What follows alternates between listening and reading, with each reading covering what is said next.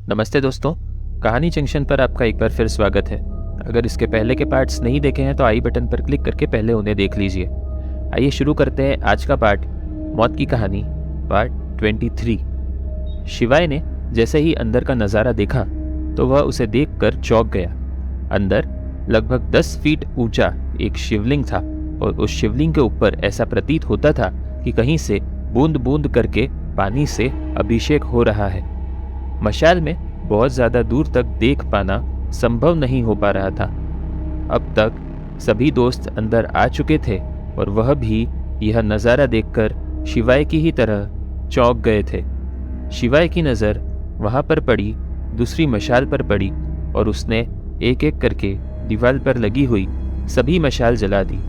इस वजह से वहाँ पर काफ़ी उजाला हो गया और अब सब कुछ साफ साफ दिखने लगा।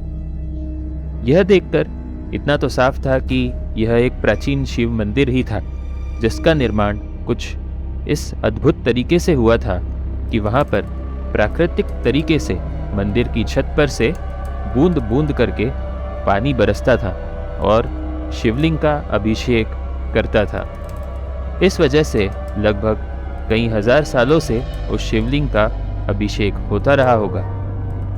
आसपास की जो दीवारें थी वह भी काफी पुरानी लग रही थी। शिवलिंग के साथ ही नंदी गाय की भी एक मूर्ति वहां पर स्थापित थी और भोलेनाथ का त्रिशूल भी वहां पर मौजूद था। त्रिशूल भी लगभग 12 फीट ऊंचा रहा होगा और नंदी गाय की मूर्ति भी लगभग 5 से 6 फीट ऊंची थी।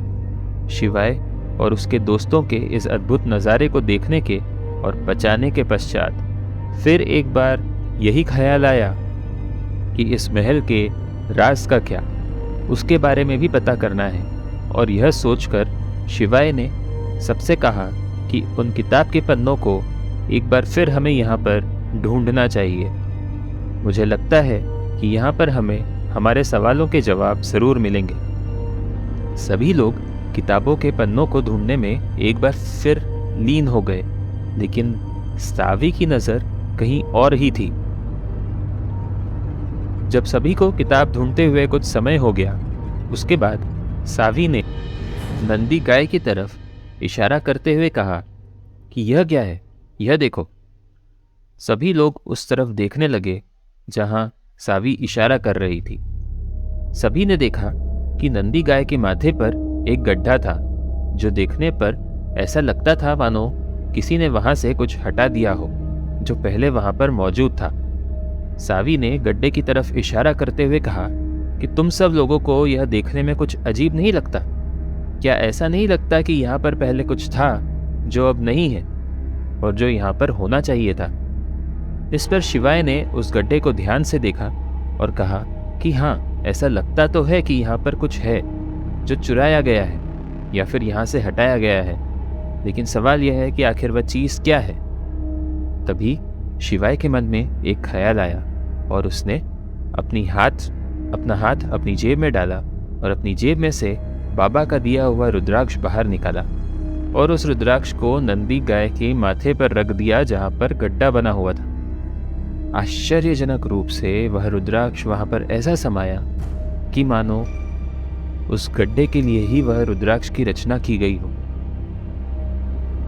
रुद्राक्ष रखने की देर ही थी कि उस मंदिर का नज़ारा कुछ बदलने लगा। वहाँ पर अचानक हवाएं चली और किसी को समझ में नहीं आ रहा था कि एक बंद मंदिर में, जो कि तहखाने में है, वहाँ हवा आखिर आ कहाँ से रही है और कैसे चल सकती है। जब हवा चल रही थी उसी वक्त रिया की चीखने की आवाज़ आई और सभी का ध्यान उसकी तरफ खींचा। जब सबने पूछा कि क्या हुआ तो रिया ने सावी की तरफ इशारा करके अपना हाथ और अपने हाथ की उंगली उसकी तरफ दिखाई।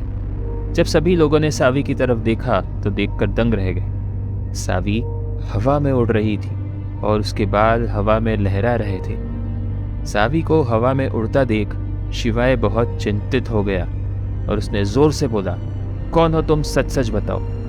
इस पर सावी ने शिवाय की तरफ देखते हुए कहा कि तुम आ गए, मैं कितने सालों से तुम्हारा इंतजार कर रही थी।